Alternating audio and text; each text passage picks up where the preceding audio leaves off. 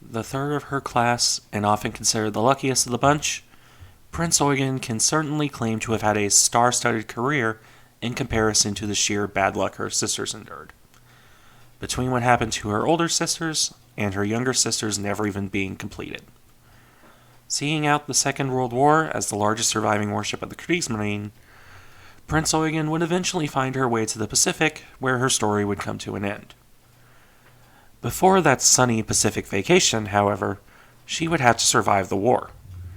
And for that, Prinz Eugen would see some of the most famous naval encounters Germany was involved in. From sailing alongside a doomed battleship, to running right through British home waters.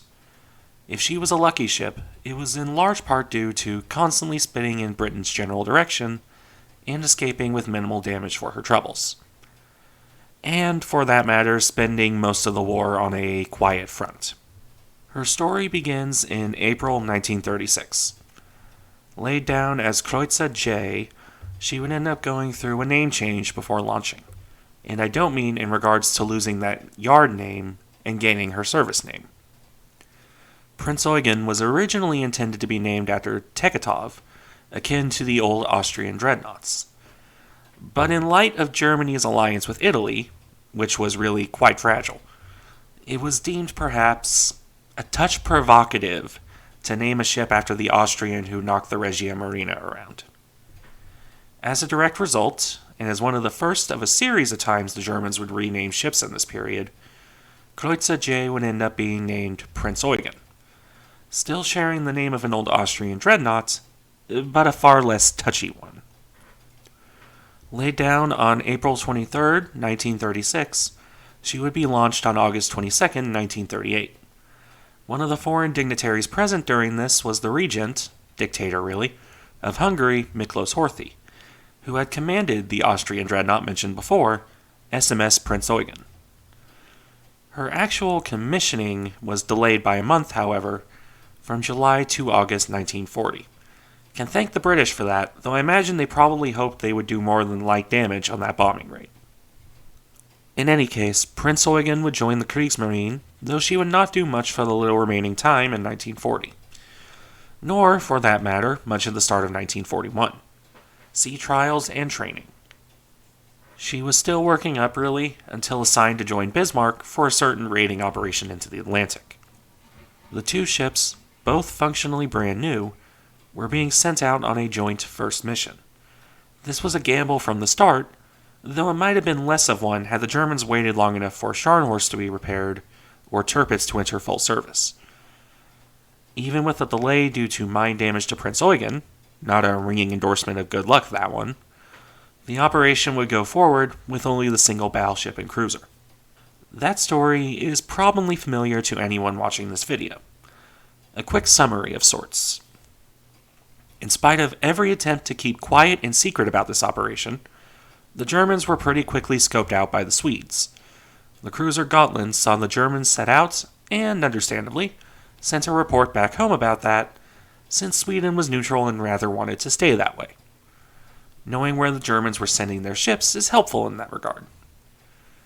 Unsurprisingly, that message managed to mysteriously find its way to the British, who, in concert with their own aircraft spotting the ships, knew about the operation right away, and acted accordingly. Thus began the Battle of the Denmark Strait. Prinz Eugen's contributions to that battle are relatively minor, but important nonetheless. For example, after Bismarck fired her guns at the cruisers shadowing the German ships, she managed to knock her radar offline. As a result, and to have the bigger guns facing the cruisers, the Germans moved Prinz Eugen to the front of their little formation. She still had functional radar and could be used, as such, to scout. Funnily enough, it would actually be her hydrophones to detect Prince of Wales and Hood, not her radar. When the battle actually began, Prinz Eugen was first targeted by Hood, though not Prince of Wales, because of this. This may or may not have saved Bismarck from an early hit, though considering British gunnery in this battle, and in the early war in general, it's hard to say. What we can say is that Prinz Eugen would have very accurate fire, even considering how new and green she and her crew were. she landed at least one hit on Hood that started a fire near her 4-inch magazine. A fire that may or may not have doomed Hood, though arguments as to what actually sank her are very wide and varied. That aside, Prinz Eugen switched fire to Prince of Wales, allowing Bismarck to focus on Hood. In so doing, the cruiser would hit the battleship something like 6 times. These hits did decent enough damage, including flooding, but were hardly crippling as one could expect. Though a Dutch shell did end up in a shell handling room before fast-acting crew threw it overboard. After this, Prince of Wales would break off, and the Germans, with Bismarck leaking fuel and needing repairs from hits the British battleship had landed on her, would detach Prinz Eugen for solo raiding. As a direct result, the cruiser would not be present for the rest of Bismarck's doomed last stand. No, Prinz Eugen would be sailing out into the Atlantic alone, at least for a time. Defects in her engines, and oh boy, we'll be seeing that again later, coupled with Bismarck's sinking, would see her ordered back to France. Further engine issues and problems with her screws reduced her speed to 28 knots and necessitated a dry dock period to figure out and fix the issues. She would, in spite of all the ships around her, be they convoys or warships searching for her, reach France undetected on June 1st. This would only be an illusion of safety, though. While in Brest, Prinz Eugen and the Scharnhorst sisters would be constantly bombed by the RAF. While the French port had excellent harbor facilities, it was also within easy bomber range of Britain. Couple that with potential French sabotage, and it became very apparent, very quickly, that the harbor was hardly a safe one. The fact that, during their stay, one of the ships was almost always damaged to some extent or another, that only emphasized the point. Prinz Eugen, just as an example, was hit by an armor-piercing bomb on July 1st, 1941, that wrecked her control center and killed or wounded 100 of her crew. Repairs for that would take most of the rest of 1941 to complete. With it now clear and obvious that the ships weren't safe where they were, German command would instead set about recalling them home, before sending them on to Norway for both convoy raiding and protecting against a, really never going to happen, British invasion. That, or disarming them to use the guns for coastal defense instead. Since the Kriegsmarine would rather not waste their ships like that, you get the Channel Dash, where all 3 ships were actually operational for once in February 1942. While an interesting subject on its own, suffice it to say Prinz Eugen's apparent luck would hold out.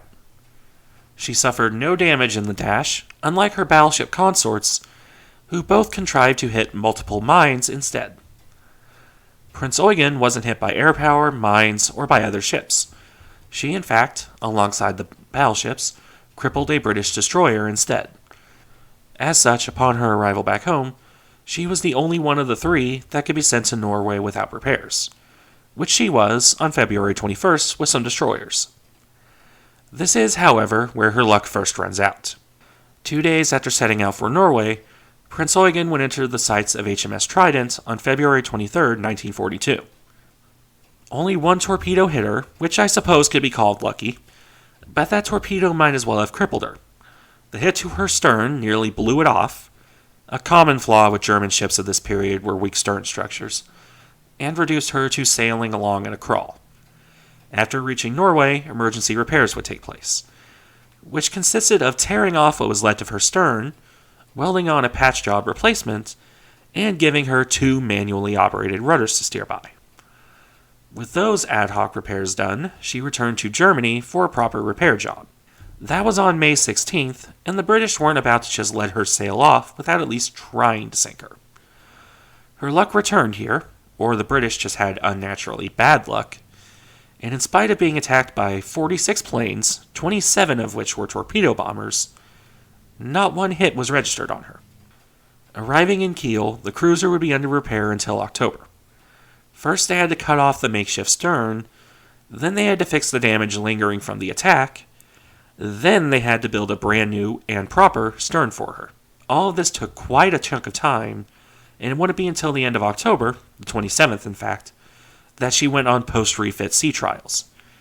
During this period, the Italians, who had come into possession of it after the Great War, donated the bell of the old SMS Tegetov to her. an acknowledgement of her original name, one assumes.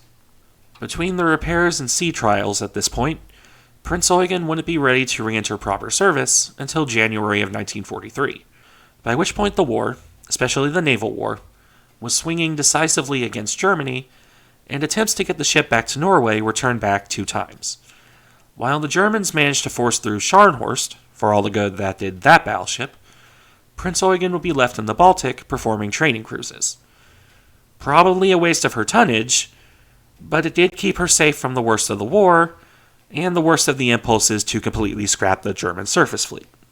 For 9 months in the Baltic, she trained cadets and did no combat duty of note, at least until October 1943, at which point she was brought back in as a full combat warship to do shore bombardment duties. Still forbidden from sailing out of the Baltic, and with the Soviet Navy a non-entity, Prinz Eugen was sent to bombard the advancing Red Army in support of retreating German forces. She would do this role for the rest of 1943 and most of 1944, with the odd break to escort convoys of fleeing troops and refugees. In so doing, she would fire thousands of rounds of 8-inch ammunition and wear her barrels out almost completely. She would break more than one Red Army attack in the process, so one can't say she didn't do her job, but it certainly was a far cry from the days of sailing into the Atlantic with Bismarck. Her lucky streak would run out a second time, though, on October 15th, 1944.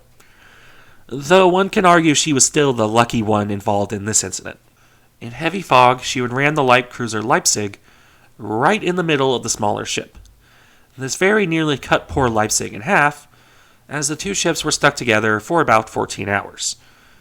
While Prinz Eugen took relatively minor damage, she was back in shape in only a month, Leipzig was basically crippled by this hit, which has the unfortunate result that the closest Prinz Eugen came to sinking a ship, that one destroyer aside, was a ship on her own side. Depending on how one views Hood's sinking, I suppose. After repairs, she would return to shore bombardment duty and training missions. She would be doing this until April 8, 1945, when the British tried to sink her and the Panzerschiff Lutzow in port. This operation involved the same Lancasters and Tallboy bombs that had sunk Tirpitz. While the Panzerschiff was sunk by a single hit, Prinz Eugen escaped undamaged once more. One begins to wonder if she gets her luck by sucking it out of other ships. Bismarck, the Terrible Twins, Lutzow. One can even make an argument with Leipzig. Anyway, the eagle-eyed among you, or those of you who know your World War II history, will see the date and realize the war was soon to end. A month after dodging the Tallboys, Prinz Eugen would surrender to the British on May 8, 1945. This is not where her story ends, though. She may have surrendered to the British, but in a twist of fate, she wouldn't be given to the Navy she had helped bruise at the start of the war. Instead, Prinz Eugen would be transferred as a war prize to the United States Navy. It's funny, but there's a possibly true, possibly false story here. That the United States didn't even want the ship. Which, fair, what use did the USN have, in 1945, for a foreign heavy cruiser when they were soon to get rid of quite a few of their own? As the story goes, the surviving German warships were sent into lots to be drawn. The light cruiser Nuremberg, sister to the unfortunate Leipzig, ended up with the Soviets as the only other large German warship to survive in workable order. Prinz Eugen would end up with the United States as they drew her instead. The funny part of this story is that the United States, again if this is true, only jumped in because they didn't want the Soviets, shades of the Cold War here, to have the ship. Which is what resulted in the lot, as all 3 major powers, Britain, America, and the Soviets, tried to claim Prinz Eugen. Regardless of if this is true or not, the now USS Prinz Eugen would sail across the Atlantic. Given the hull code IX-300 to represent her status as a war prize, she would be thoroughly tested and examined upon arrival in Boston in January 1946. First, she would have her sonar removed and tested aboard a submarine. The guns from her turret Anton were removed for testing, and various other tests and experiments were done on the ship during this period when she still had a German crew hanging around in limbo. A crew that left in May, at which point everything, especially her temperamental propulsion system mentioned earlier, proceeded to break down. The Americans weren't as familiar with the quirks of the incredibly finicky German boilers, and 11 of 12 were out of order shortly after the Germans left. This probably influenced the choice to send her off to Operation Crossroads as one of 3 war prizes, alongside the Japanese Nagato and Sakawa, to be present. In this, she would have one more instance of good luck, or of sucking the luck of ships around her, depending on your point of view. Neither the airburst nor the underwater atomic detonation did much in the way of damage to the cruiser in July 1946. Prinz Eugen, in stark contrast to her Japanese counterparts, survived basically unscathed. And the USN didn't, from all indications, actually want to sink her, like they, reportedly, did with the Japanese ships.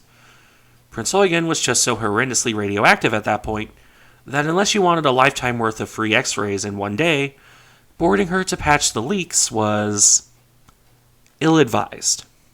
As such, she would be told to Kwajalein Atoll, where a small leak went unrepaired at this point because of the radiation. Decommissioned by the Navy on August 29th, she was left floating in the atoll, presumably waiting until she was safe enough to board and properly assessed for repairs. Probably to tow for scrapping, mind you, or for gunnery practice. Don't get your hopes up about museum ship USS Prinz Eugen. As presumably one last middle finger after tanking 2 nukes to the face, Prinz Eugen would roll over and sink, in spite of efforts to beach her, on December 22nd, 1946. There she remains to this day, with her stern sticking out of the water. You can even visit her to some extent, provided you don't mind the radiation.